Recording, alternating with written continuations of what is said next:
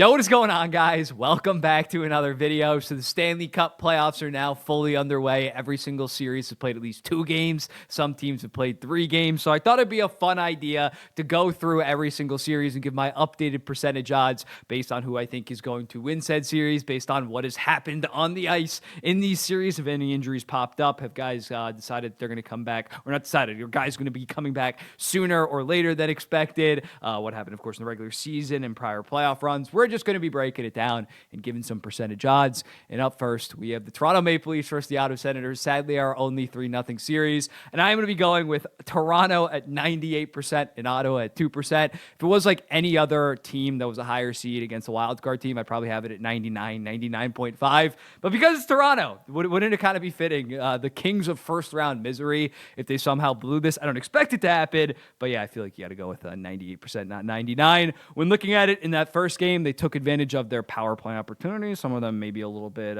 controversial. They took care of business, though, and Linus Ullmark struggled a decent amount. And then in game 2 and game 3, they kind of just followed the blueprint. Went up in the game, parked the bus. They out-block-shotted the Toronto Maple Leafs 32-6 in that game too. And when looking at it, Ottawa, outside of that first line, have not really been able to generate a ton of offense. I haven't really loved the Shabbat and Jensen pair in this. And Ullmark is looking like Boston Ullmark. He's looking like a worse version of Boston Ullmark.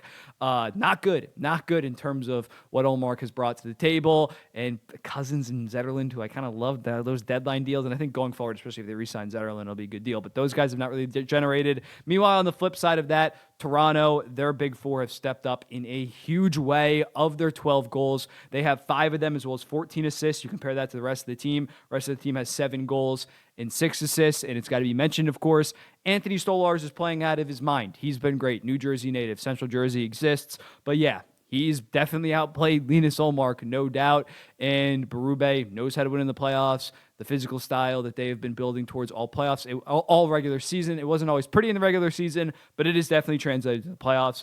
And as a result, Toronto Maple Leafs are probably going to sweep or win in 5 games, sadly. Next up, the Montreal Canadiens and the Washington Capitals. Washington, I'm going to go with a 91% chance. They're up 2-0, and then for Montreal, 9%. Washington is just too deep and too physical for the Montreal Canadiens. When looking at it, Montreal's first line and Lane Hudson have been playing good. Outside of that, it's kind of been a disaster. Mike Matheson has a 20% expected goals percentage when he's on the ice compared to 55% when he's off the ice. Laine got benched at times. He's been rather invisible. Demidov, it's always tough going from the Chicago Blackhawks, the Carolina Hurricanes, who are resting like 8 starters, and then you get thrown against a team like Washington in the first round. He has not been as effective as we saw prior, and Montembeau's been okay, but then on the flip side of that, we thought that Logan Thompson was going to be a decent question mark, or they were going to have to start Charlie Lindgren. Instead, Thompson's been awesome with a .951 and 3.5 goals saved above expected. I think Ryan Leonard's really coming into his own. This team has been damn good. They're not going to need Protas to win this series. They're probably going to win in 5 games, I'd say, at this point. Montreal's probably going to get one at home at the Bell Center just because it's such a raucous environment.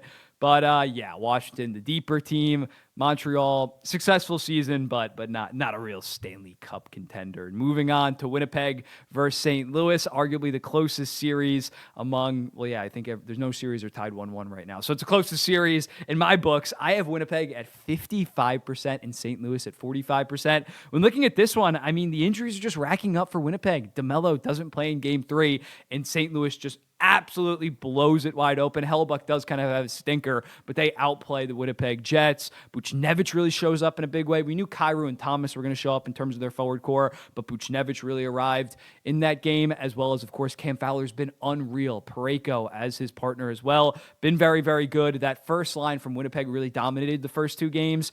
That did not happen, obviously, in game 3. And as a result, St. Louis has a lot of momentum. If they win this game 4, I'd say it's like St. Louis 65%, Winnipeg 35%, even though it'd only be tied. You still got to say Winnipeg's favorite right now just because they're up 2-1. But yeah, Winnipeg's missing 3 out of their top 8 or 9 players in Ehlers, Velarde, and DeMello. That's just huge to overcome. They still have an amazing goaltender, amazing number 1 defenseman, an amazing top line, but the depth is rough right now for Winnipeg. So yeah, 55%.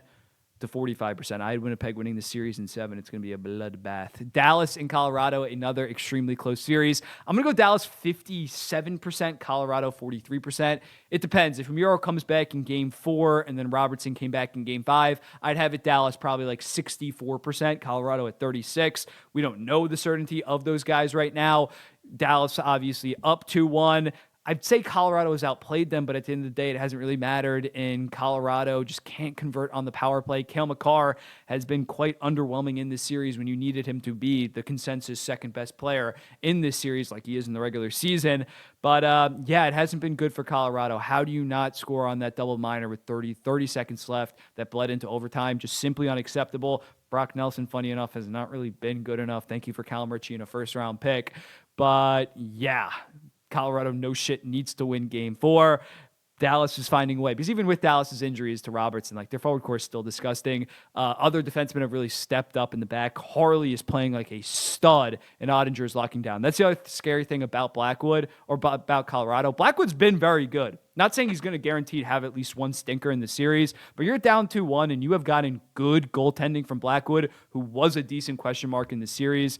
So, yeah, I'd be a little bit worried. The Los Angeles Kings and the Edmonton Oilers, I'm going to go with the LA Kings at 81% and Edmonton at 19%. When looking at it, I had LA winning this in 6 games, and I'm very confident in that at that point. I think you got to give the Edmonton Oilers 1 or 2 games just because Draisaitl and McDavid are inevitable. They did go off to a degree in the first game, and they still lost that, which is my main concern. The goaltending has been so bad from Stuart Skinner. Pickard is getting game 3, but it's not like that inspires a shit ton of confidence. Pickard's not that good of a goaltender, and how their top line of Kuzmenko, Kopitar, and Kempe have kind of dominated the Edmonton Oilers, outscoring them 3-1 and having a 70.6% expected goals percentage. Very, very impressive. And Edmonton's penalty kill that last year really catapulted them to the Stanley Cup final. It's clicking at 50% on 8 opportunities. That's not nearly good enough. No shit. So they're going to have to lock in. They're going to have to dig deep. But outside of McDavid and Draisaitl, especially now that they don't have Ekholm, Bouchard, coughing up some goals, playing 2-on-1s poorly, it's been bad. Their defense score is not good enough, and then outside of McDavid and Draisaitl, they really don't have much that scares you in terms of actually play creation. Zach Hyman's great net front. But yeah, this Edmonton team don't have what it takes. With Ekholm, maybe they could have won this series. They still can win this series. I don't know why I'm talking so down on the best player in the NHL and the third best player in the NHL, but yeah, based on what we saw, the second game was kind of a bloodbath. And even the start of the first game was a bloodbath. They just needed a McDavid masterclass in the final 21 minutes of the game, and they still lost. So, not looking good for the Edmonton Oilers. Another series that is looking all but done. I have Carolina at 96%, New Jersey at 4%. New Jersey gave a hell of an effort in Game 2, even after losing Luke Hughes. They already lost Jack Hughes and Brendan Dillon, but it wasn't enough. They're too injured. Markstrom, much like Blackwood in Colorado, Markstrom's been actually really good for them in that first game, just faced like 45 shots. But yeah, they just don't have what it takes. Offensively, outside of Bratt and Heischer, Timo Meier's been very underwhelming. And now defensively, I still like their defense score a decent amount, even without Siegenthaler. But you lose Brendan Dillon, you lose Luke Hughes, you got Dennis Cholowski playing playoff games for the New Jersey Devils. It is most likely over. And also, Freddie Anderson's playing very good. That was kind of like the one question mark where you maybe thought New Jersey had a clear edge. Not a clear edge, but an edge. Markstrom versus Anderson. And Anderson is playing very good, having a .960, stopping 48 out of 50 shots. Florida versus Tampa Bay. I'm going to go Florida 77%, Tampa at 23%. Tampa's my Stanley Cup pick. I got to give them some hope despite being down 2-0. Game 1, I kind of wrote off, although offensively it was impressive from the Florida Panthers. It also was just a Vasilevsky stinker. He allowed 6 goals on 17 shots. But yeah, defensively, Florida in both games have been so good against the Tampa Bay Lightning, a team where I just bet on their star talent to make things happen, and that has not happened. At some point, someone just needs to step up. They have not been able to generate enough offense. Florida's pushing them outside and being very physical and pesky. Again, with Florida, the defense core maybe doesn't impress you that much, especially without Aaron Ekblad, but the way that their forwards back check is just so impressive. Yeah, it's not looking good. It is Tampa Bay. They're an experienced team, and I think that they'll definitely win a game or two because they will eventually have a 4 or 5 goal game. But yeah, at this point, Florida is the heavy favorite in this series, going back to Sunrise up 2-0. And then lastly, we got the Minnesota Wild versus the Vegas Golden Knights. I had to end positive because I did have Minnesota over Vegas in my bracket, as well as Minnesota making the Western Conference Finals. I'm going to go with 64% Minnesota, Vegas 36%. It's a tale, not to simplify it too much, but one superstar, Kirill Kaprizov, absolutely killing at 7 points. Jack Eichel, or Matthew Boldy as well, his co-star, 7 points, I believe, as well, or 6 points, 4 goals, 2 assists. Meanwhile, on the flip side, Vegas, Stone, Eichel, goose eggs thus far. And yeah, that top line from Minnesota has been so good. In their top four that I love so much defensively has been very effective. I would say it's more so Philip Gustafson stepping up in a big way. But Vegas has still played good when, we talked about it on the podcast a decent amount, when Kaprizov and Boldy haven't been out there, Vegas definitely has been the better team. But if you don't have an answer to stop a top 4, top 3, potentially pure offensive player in the NHL, like Kaprizov is playing like right now, you're going to lose this series. He's just that special of a talent. So Vegas definitely still can come back, but the fact that Minnesota's at home in Game 4 with a chance to go up 3-1, you definitely got to give them a pretty heavy edge at this point. And Adin Hill has been pretty bad, 825 thus far in this series. So if I was a Vegas Golden Knights fan, I'd definitely be concerned again. This was a tough draw because when Minnesota is fully healthy, they've been one of the best teams in the NHL, like I continuously said in the bracket. But let me know in the comments, what do you think about these percentage odds? Who would you move up? Who would you move down? Who am I too high on? Who am I too low on? I'm moving out of the studio. The next video that you will see is probably not going to be in the studio. Sad times. So sorry if this isn't like the most heavily edited. None of my videos are the most heavily edited videos. But sorry if I don't have a ton of overlays over this or any of that. I'm moving right now, okay? I got some other stuff to do. But hopefully by Sunday, Monday, we'll be moved in. We'll be good. Love you guys. You guys have a good weekend as well. Peace.